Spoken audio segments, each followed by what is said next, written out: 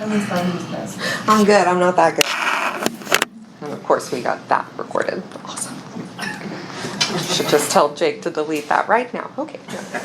I'm Dawn. I'm an alcoholic. Hey, Dawn. Welcome, welcome. I'm glad to see everybody. Thank you so much for the opportunity to participate in my own sobriety and share my story.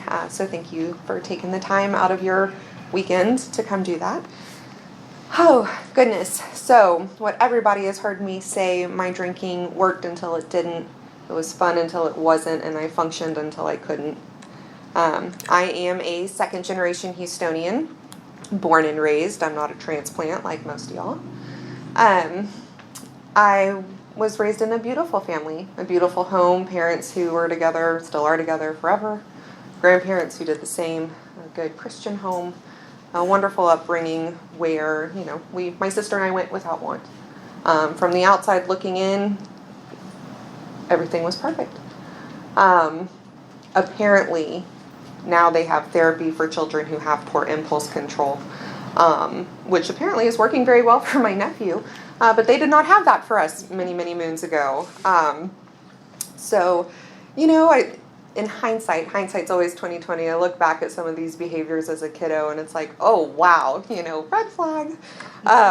This is coming, and it's coming fast. Growing up, I always felt like the outcast. I always felt like something was just not right. I couldn't ever quite put my finger on what it was or why it was, but I started to decide, I'm going to kind of push y'all away before you have the opportunity to reject me. And so as schooling went on and whatnot, I prided myself in being the oddball, being the band nerd, and then being like, well, let's go to high tea on Saturday, and Saturday night we'll be in a mosh pit. I just thought that being this chameleon was exactly what I needed to be. Because then I could be what I thought you thought I needed and or wanted me to be. So there was no true sense of self in that, and it was, lost as a ball in high weeds, I believe is what is most frequently said around here. I grew up in a household where drinking was part of our culture, I guess you could say that.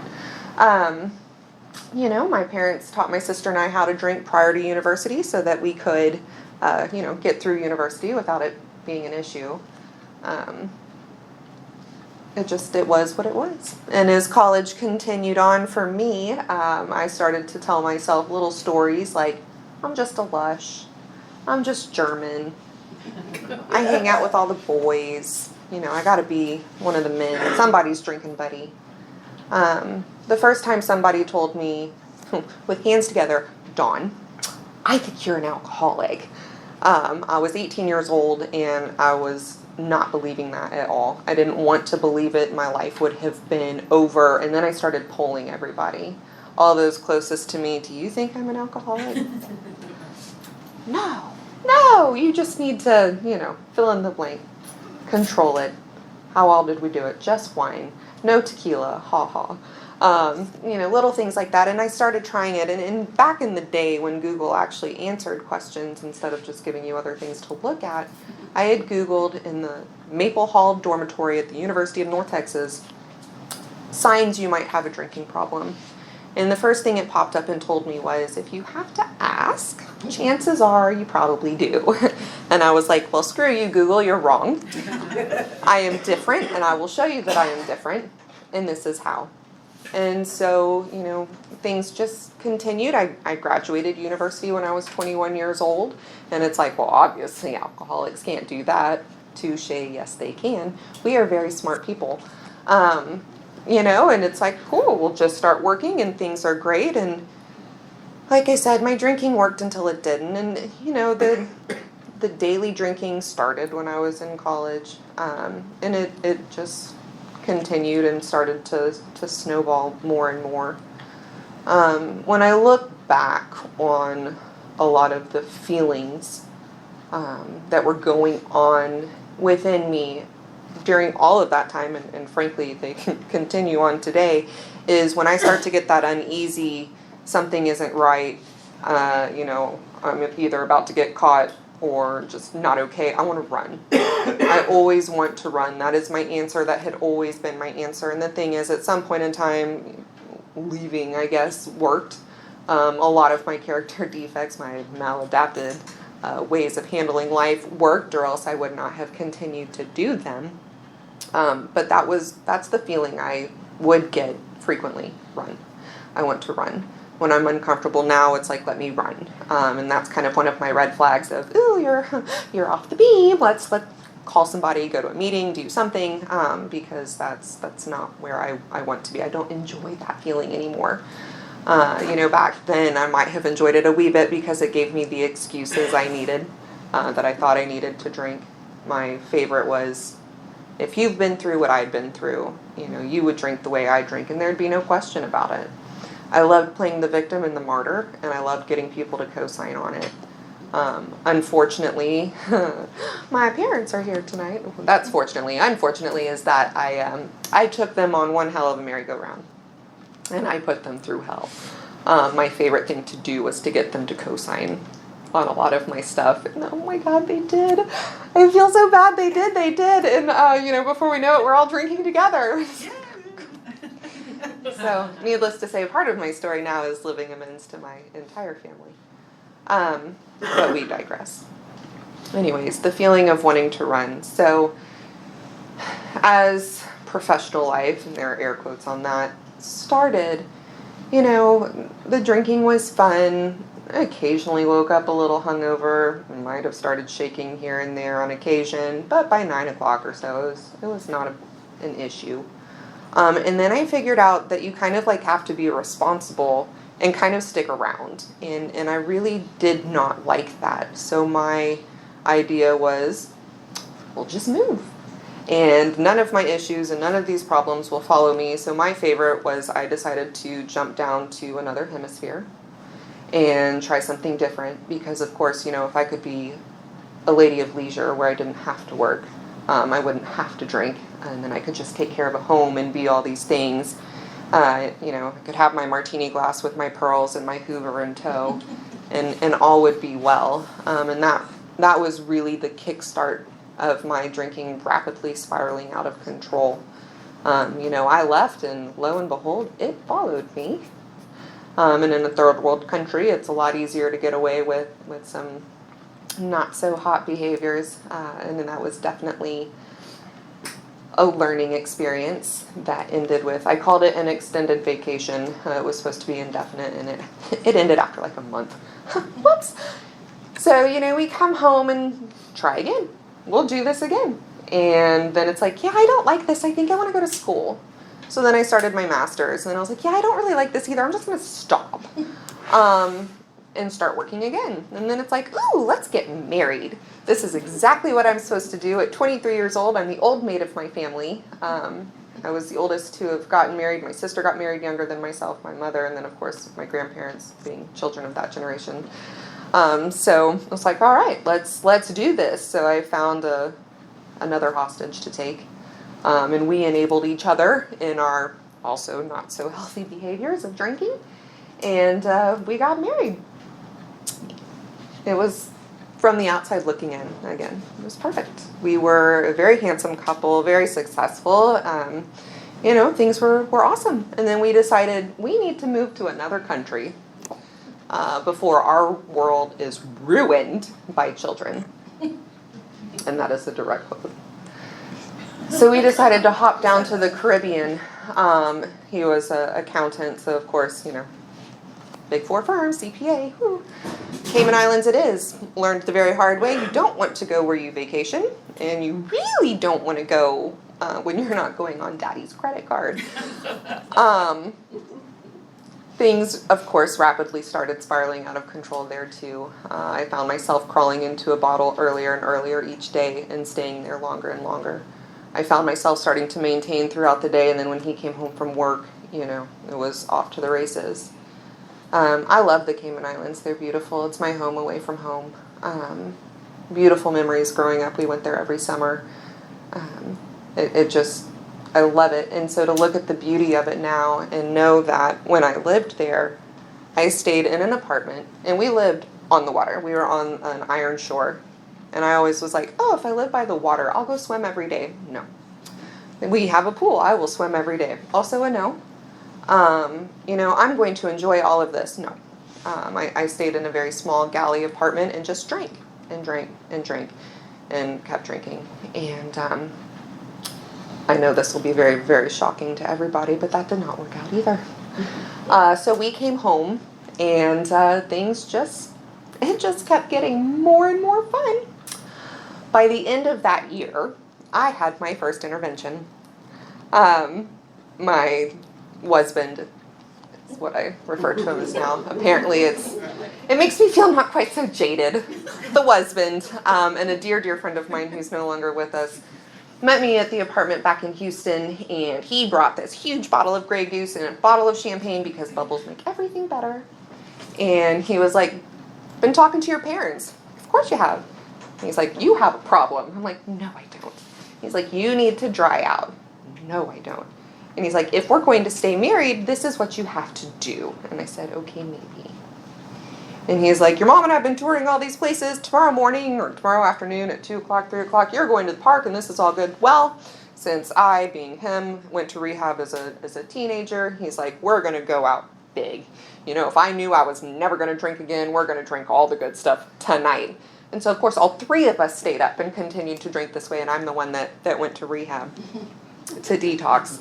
That was also a nightmare, going to check in that day, and my blood pressure was through the roof, and the guy goes, if you don't calm down, you're going to have a stroke.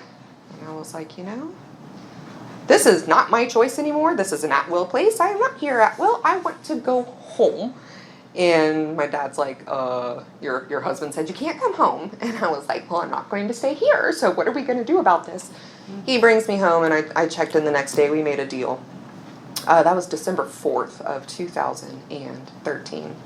I still have my hair dryer with my admission sticker on it with the doctor and whatnot as a reminder of what that was. Of course, the nurses on my floor thought I was crazy because they're like, really, Dawn, who do you want to pick up on the detox floor?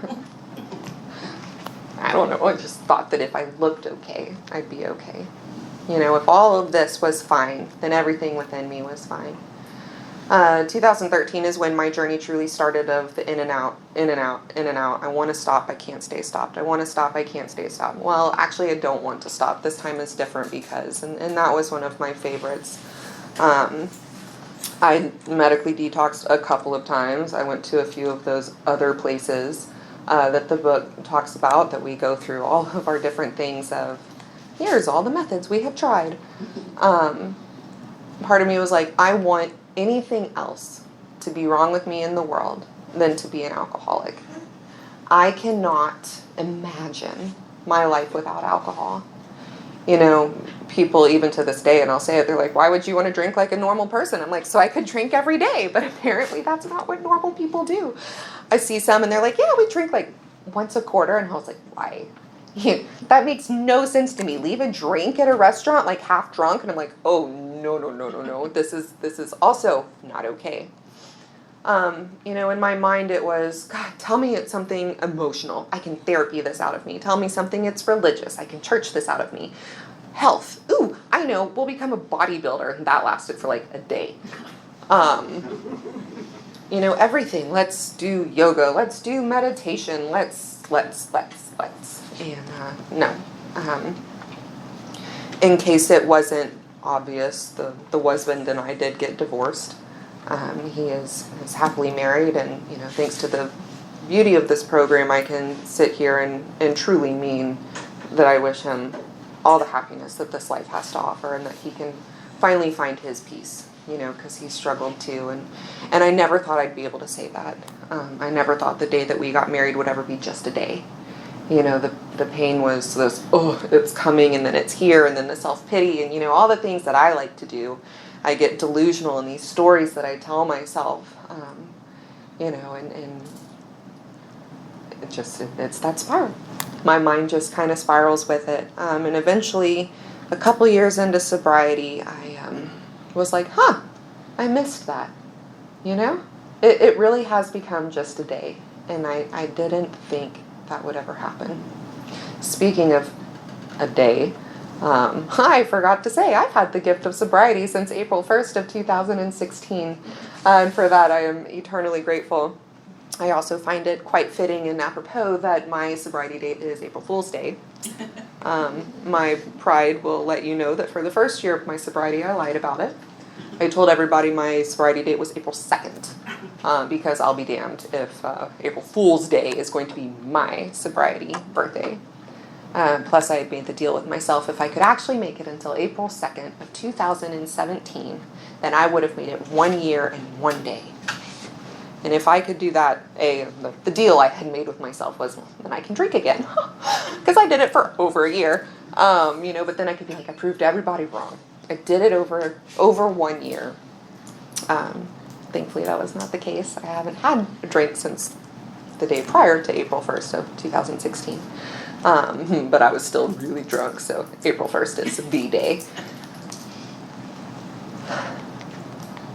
I took a lot of hostages.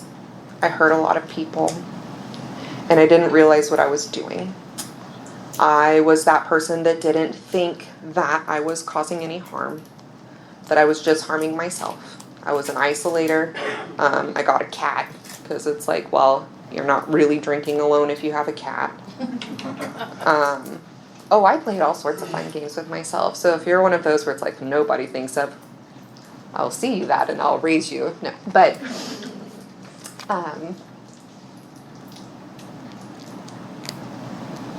I loved finding what was different about y'all. I loved going to clubs with very strange people, which, hello, now I'm one of those and I take great pride in that. But in being able to say, see, I'm not a man. I'm not bald. I'm not fat. I'm not like 75 years old. I am not an alcoholic. And that was the meeting that I went to. I am too young.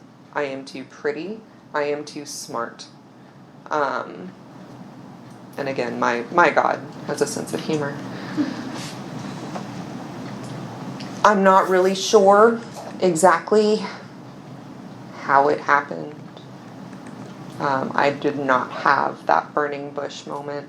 I have lots and lots of little blurbies, which I'm very thankful for, because I think I would lose any sort of appreciation, understanding, or respect for that aha moment had it been just one, because I'm stubborn. I'm a lot stubborn. And I like to do things my way. And I had been seeing somebody who was sober, and I figured, hey, you're sober, I date you, by proxy, I'm sober. This will work very, very well. It did not work very, very well. My last drunk Easter weekend was really early in 2016, and I had a plan.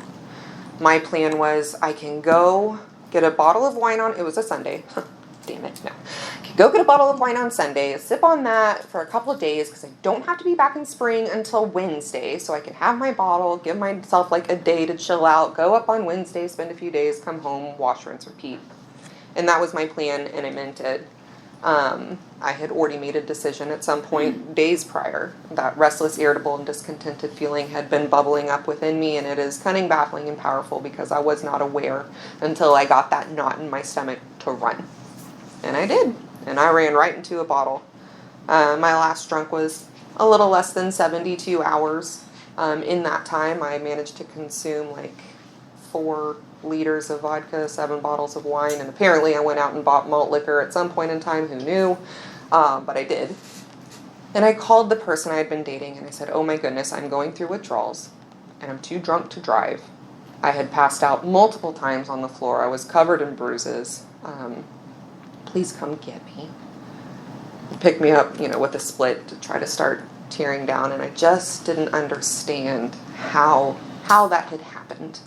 Because in my mind, I had this plan, and it didn't work. And I think that was the first time where I was like, man, I actually am powerless over this. My yuts, my bottoms, whatever you want to call it, are different than other people. I was told when I got admitted for observation for alcoholic ketoacidosis that if you don't stop this, you will not live to see 30. And it's like, oh, you've given me all of this scientific notation. I can see the labs now. I see it. We're good. I'm done. They're like, you should live in a sober living. I was like, no.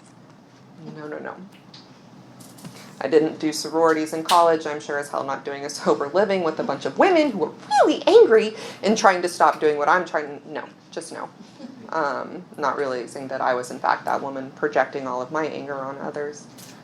But part of me did have a comfort and a solace in the fact that, okay, 30 was going to be 18 months away. And what that meant was there was an end in sight. I was so tired of trying to stop and stay stopped. I was so tired of looking at that bottle and not wanting it and having nothing. I was powerless over it and drinking and doing something I didn't want to do. I missed the first year of my niece's life because I couldn't crawl out of a bottle quite long enough to hold her. My sister lived in Pearland at the time, and so it's like, okay, so how much can I drink until I can go to not show up drunk, but to not be going through withdrawals? And it didn't happen. It just didn't happen. And that's heartbreaking to me now. However, my sister did have 2 more children, and I'm older than them, yay, and I'll get to that in just a moment as well. But, yeah, somehow, some way, I was introduced to a group in Spring, Texas, which to this true Houstonian felt that was South Dallas. And I had a real problem with it. Suburb people over here. I am now a suburb person with a 77379 address, so we're all good. Again, God's funny. No, but so I find this group. I was going through withdrawals. I was going through the DTs, and oh, good Lord, this group is moving. We're moving locations. So my 24th, 6th hour sober, I have to sit through a group conscience about moving. And then we have to go look at the new place. And if there's any incentive never to drink again, it says to take somebody who's going through withdrawals to a group conscience. Oh my goodness, you won't. I'm like, hey, maybe that was my burning bush, but probably not. Unfortunately, stories like that are in the book. I found a sponsor who had what I wanted at the time. She was pretty, she wore makeup, and she had a husband. That's what I wanted. I was very sick. Some of us are sicker than others. I am that person. She took me through the steps to the best of her ability. I did the steps to the best of my ability. It is my belief that my first year of sobriety was absolutely a grace bubble. I'm not really sure what I did right other than show up and try. And of course, in looking back at it, it's like, wow, I know I did the best I could with what I have, and it wasn't a lot. I love that the book tells me all we need is a willingness to be willing. And then you can, kind of get started. And I thought I'd have an issue with the steps. My issue with the steps is that there were 12 of them, and she would only do 1 a week with me. So that meant that I had to wait 3 months to sponsor somebody. That's why we do the steps. So I could see that my life had become unmanageable. That was pretty obvious. When it comes to the whole sanity thing, sure, it was a hot mess too. And go through the rest of them. At the time, I had a very scholastic understanding of God. I had a lot of knowledge. Give me a trivia night on the Bible. Got it. I'm going to do Second Baptist proud. I'm good with that. But I didn't have my own understanding. I didn't have the connection that y'all taught me. How to fumble through the dark, but to trust you enough to hold your hand and know that maybe, just maybe. Charlene became my sponsor in my 9th month of sobriety about February of 2017, for your records. for next time. Thank you. You're welcome. It was in that she decided to take me through the steps. And so she decides to tell me to start reading the book.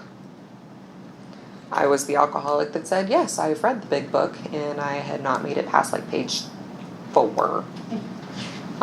So she makes me read the book, highlighting, circling, looking up words. And we had been doing this for weeks. Weeks. We're like 64 pages into the book, and I go, Charlene, when? When are we going to get started on the steps? And she goes, well, actually, we're doing them. And I said, huh, who knew? In doing that, she taught me about the alcoholic insanity. She taught me about the stages of a spree, being able to see the insanity for what it was and the, I swear it off. I'm not going to do it. And I meant it. Every time I meant it. And then the restless, irritable, discontented feeling comes. For drinking, then we look for that beautiful thing of alcohol that gives us the elusive feeling, right? Something like that. Or once we do the steps, we get an opportunity to kind of branch off the other way. So when those feelings of restless, irritable, and discontentedness come, doing the steps has given me the psychic change to where I know I can pause now. I can pray, can call another alcoholic, I can help someone else. What? And kind of come back to center. That it doesn't have to be the stages of a spree anymore. I had mentioned that I am older than my 2 nephews, not my niece. The reason I say that is I'm a very visual person. So obviously my precious niece, I missed her first year, so she is 1 year older than me. I got sober in between her and my nephew being born, and so I figured it out at, I think it was Easter, the 2nd year. I have a wonderful picture of our first year with the baby crying and the sister's finger up his nose, and I'm, trying to control the whole thing. And I'm like, this is a very fitting picture of months, 1 year and 2 years. So every year, we get to take consecutive age pictures. Lord willing, the creek don't rise, and I live to see one more sober day. And that day becomes a week, and that week becomes a month, months become years. I get to take those pictures with my little ones. And so I have them all. 0, 1, 2, 1, 2, 3. This year we did 4, 5, 6. And I'm like, oh my God, she's on 2 hands now. This is crazy. The beauty of this program is that I can be an aunt. My niece and nephews know when Aunt Dawn says she's going to be there, she's going to be there.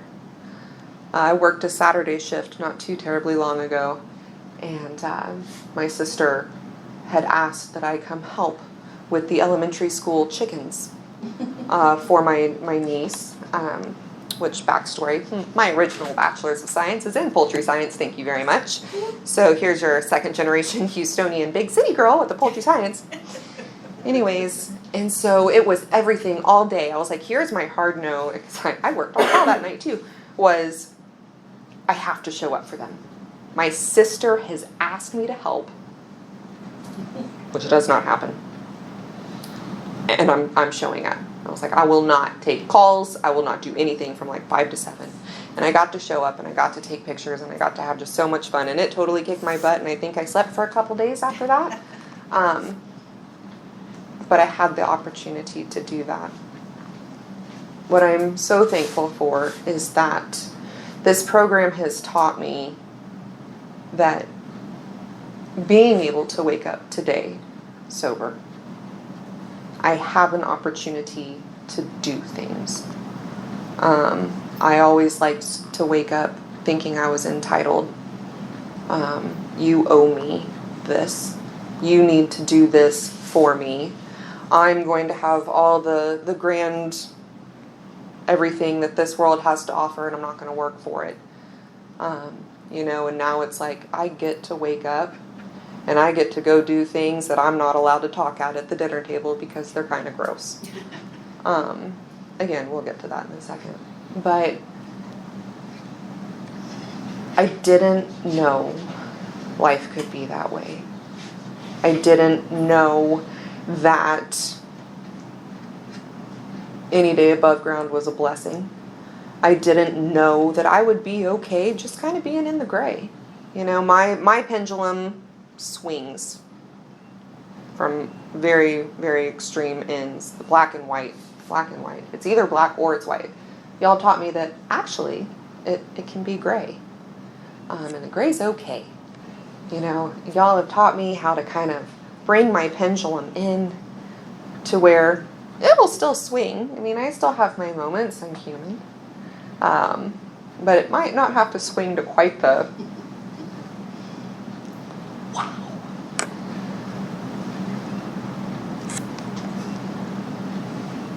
I'm very thankful for this program because y'all gave me the opportunity to go back to school in my 30s. Oh my God.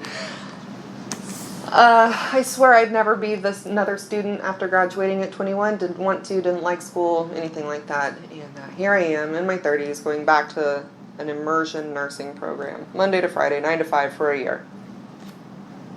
I can do anything for a year. I cried a lot that year. I got a lot of gray hairs that year. But I became a nurse that year. My God also has a sense of humor because I get to start off as an LVN and I get to work my way up. I figured with my bachelor's I deserve to start off as an RN, and God says, haha, no. It's too old. So, my passion is end of life care. I love hospice. I've loved hospice since I was 17 years old. And so now I get to be a hospice nurse. And I can take call and not have to worry about, can I drink tonight? And if I get called, will they smell it? Props to everybody who got sober in 2020. Just saying. Because I know for me, if I was like, sweet, I can wear a mask all the time and it's required, y'all will never know. You might know.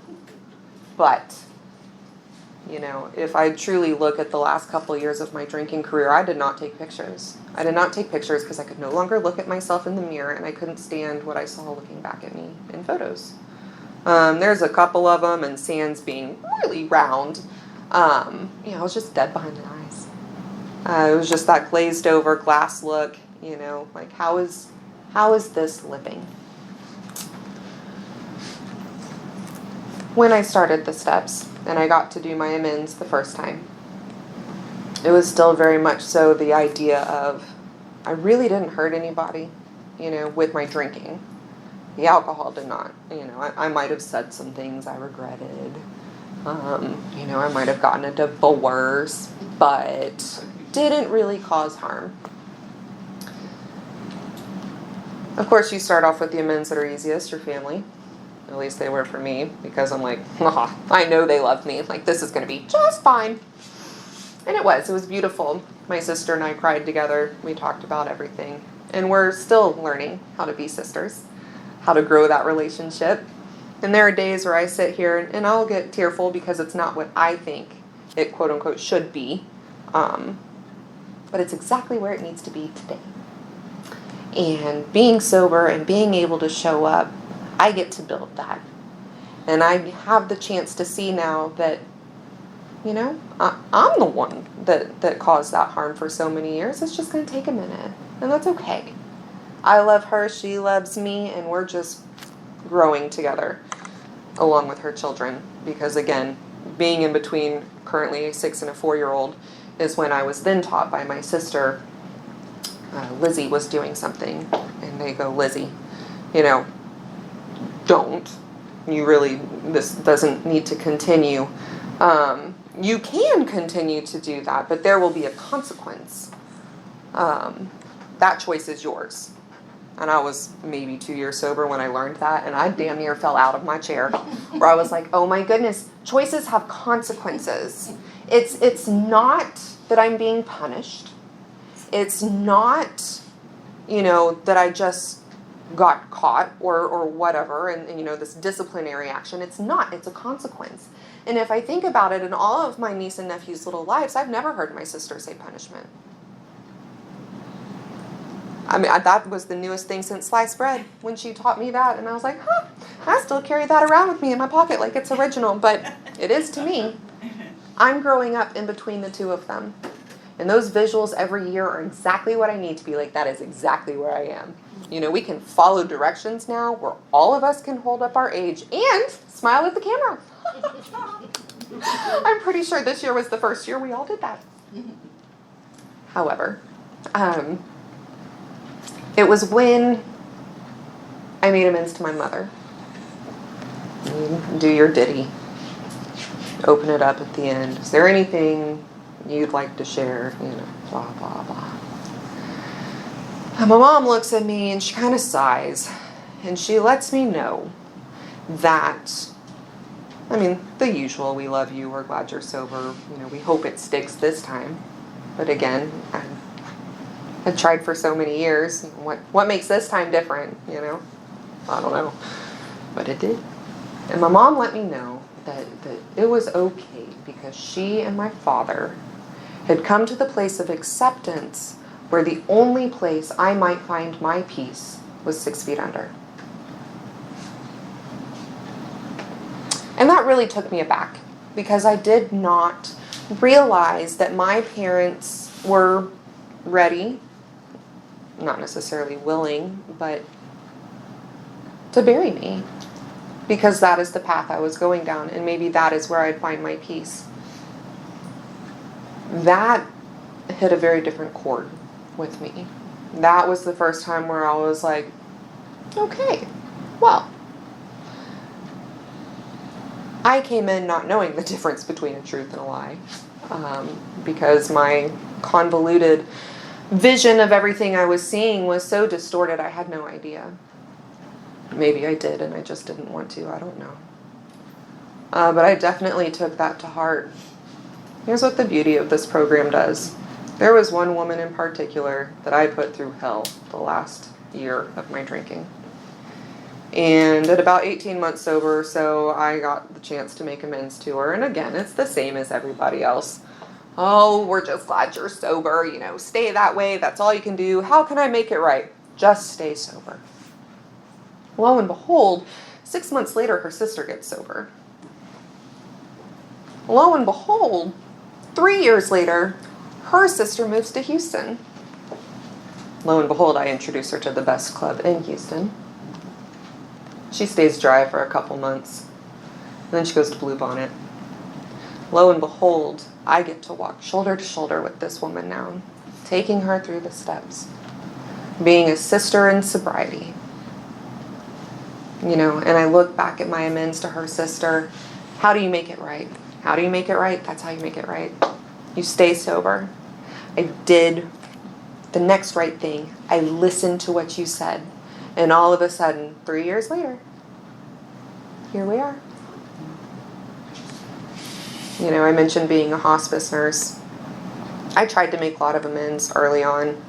A lot of it, let's be honest, was to make myself feel better. Specifically to the husband, which he said he would respond by email. So after compulsively checking my email every day for a year and not getting one, I decided I should send him another one. I did. He responded, but it wasn't what I wanted. So like, whatever. Go forth and do your thing. But lots of harm caused, for sure. Made amends to someone. I mean, it was a casual friendship type. Almost dismissive. But again, stay sober. So having the gift of going back to school, having the gift of becoming a nurse, having a gift of ending up in hospice, and slowly becoming the woman that I believe God wants me to be. A name comes up on our referral thread, and it's a very familiar name. It's a very strange name, so there's not too many of us in Houston. And so it's like, okay, this is odd. The name matches, the age matches, the terminal diagnosis matches.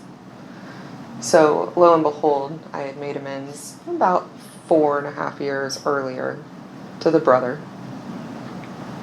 And all of a sudden, here I am in his brother's house, befriending a very, very sad woman who's getting ready to bury her husband.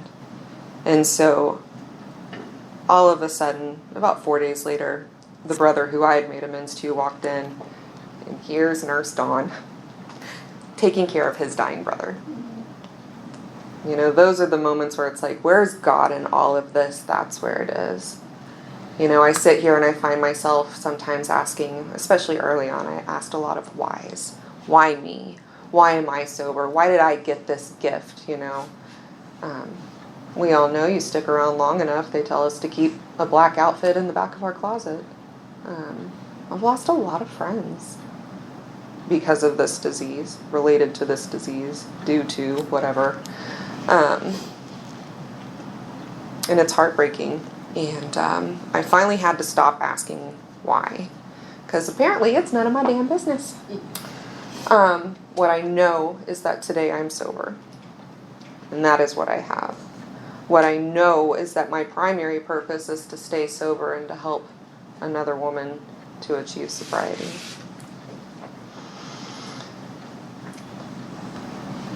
Sober life is unlike anything I thought it would be.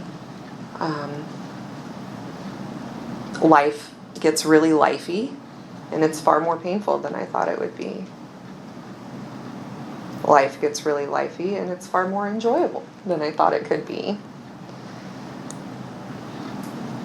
I have a chance now to contribute to society as a whole, to contribute to my friends, my patients, my family, my husband, my animals, because let's be honest, I was not a good drunk fur mom. And people ask me why I don't have children of my own. Hello! But,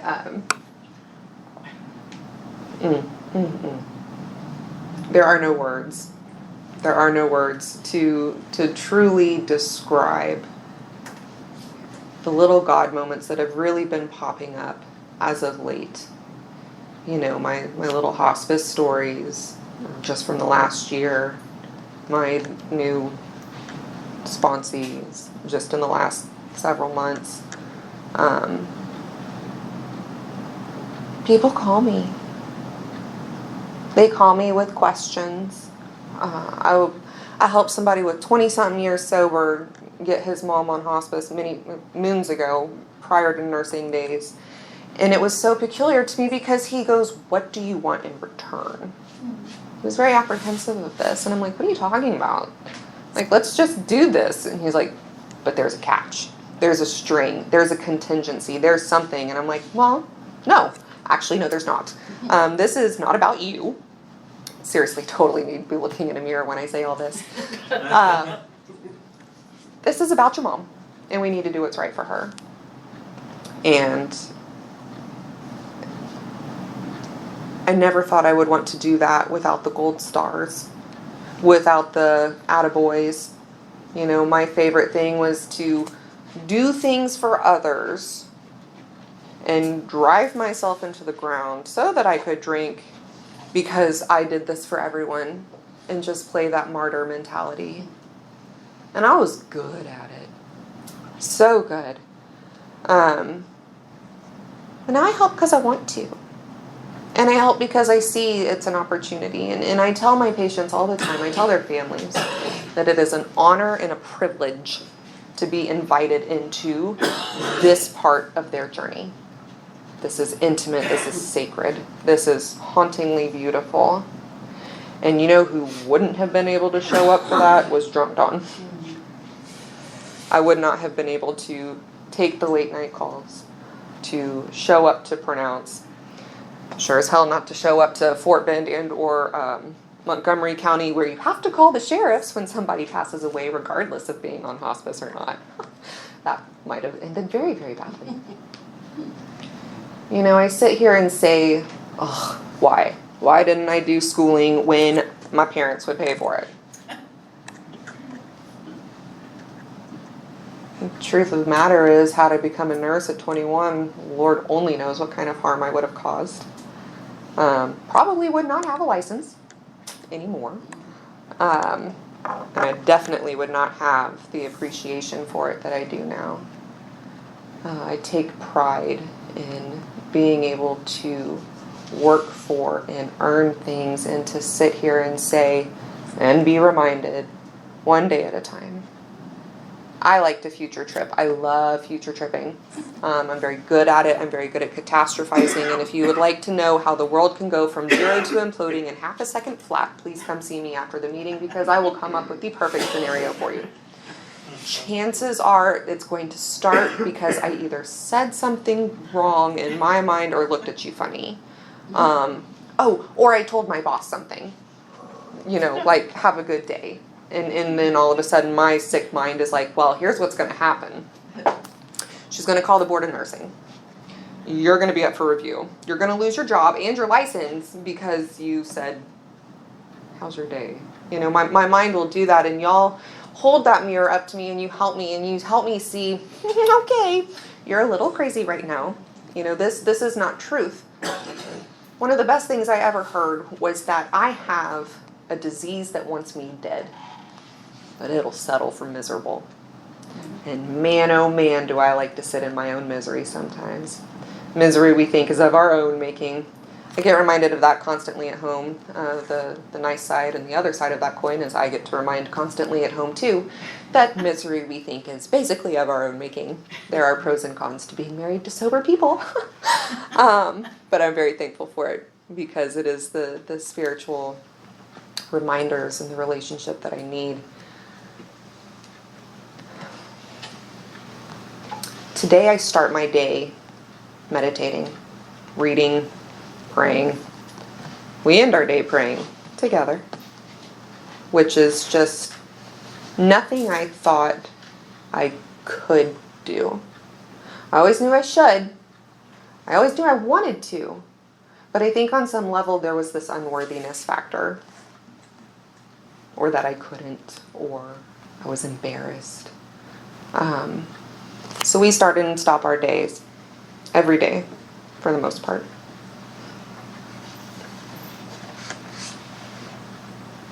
You show me how to grow that relationship. You teach me how to continue to grow. Y'all all do, but let's be honest, I spend like 18 hours a day at home, so he teaches me a lot. And for that I am forever grateful. We went on vacation with the little ones. Dun dun dun. A couple weeks ago. And they all took quite the liking to Danny. Much to Danny's chagrin, because, you have 3 little, gremlins running around who were given water after midnight and microwaves or whatever it is you're not supposed to do with them. I don't know. I didn't see it. But, wait, microwaves is how you kill them. That's right. Okay. Whoopsie. So let's not do that. We'll just do the water after midnight, or you get them wet. That's what it is. So, one morning we go upstairs to do our meditation, and my niece comes running after us. She wants to go. My brother-in-law's like, give them their time. And I was like, let us do our meditation alone, and then we'll come get you for prayer time. Never in a million years drinking did I ever think that one of my most heart-happy, warming moments would be when my niece said, I want to pray with you. So she did. Of course, Danny made me pray, but that's okay too. Of course, we get upstairs and she goes, is this going to be a long prayer? I'm like, hello, little Dawn. How are you? She looks like me. She acts like me. I sit here and giggle to my sister because I'm like, God really does have a sense of humor. But never did I think I would. I never thought that it would be the things that make my heart just beam that would be what matter most in the world. It's not about the paycheck. It's not about all the fun, fluffy things, because it's just so fleeting. It's being able to help others, to be helped by others. Hell, we were in a meeting the other night and somebody made a comment about how I'd smiled at them at birthday night, and I burst into tears. It's like I had no clue. I just do what y'all tell me to do. Be a decent human being. Huh? Who knew? Maybe not be quite so into self. Maybe see what you can do to help somebody else. Now, I will tell you this, after I've spent a day with patients and I'm like, look, I've done all this for all y'all anyways, I'm done. I don't want to do anything for you. It's like, okay, it's not exactly the same. But alas, Alcoholics Anonymous has given me the most precious gift. And when somebody explained to me about when you get a gift, Christmas, birthdays, Hanukkah, whatever, and you treasure it and you take care of it because it means something to you, and that was in fact sobriety, and I had never seen it like that in my mind. You know, y'all taught me how to shift my perspective, and that here's a mug, and I'm going to sit here and I'm going to fight you because this handle is on the right side, and I'm right. It is a mug and the handle. Visualize, people see this, right? It's on the right. However, you taught me to say, why don't you come to our side? See things a little bit differently. Lo and behold, the handle's on the left.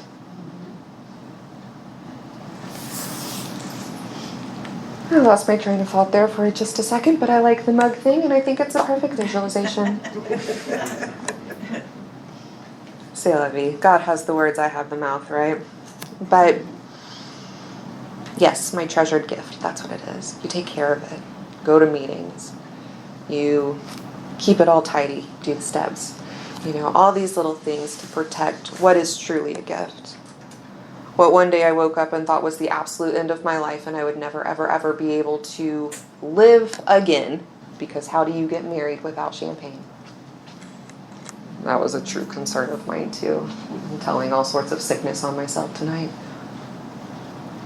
How is that a life worth living? And today I'm living a life I know I don't deserve.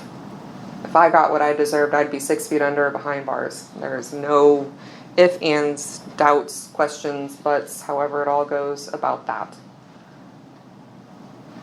I have a company that wants to pay for me to get my RN. What?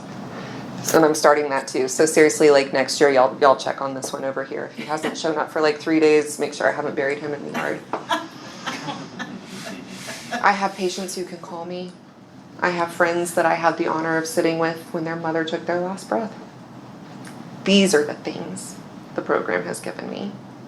I get to show up today. And the only reason I get to show up is because of the grace of God and people like you. Thank you so much for this opportunity and taking the time out to come listen to me gab about my alcoholism for an hour. That's it, right? All right.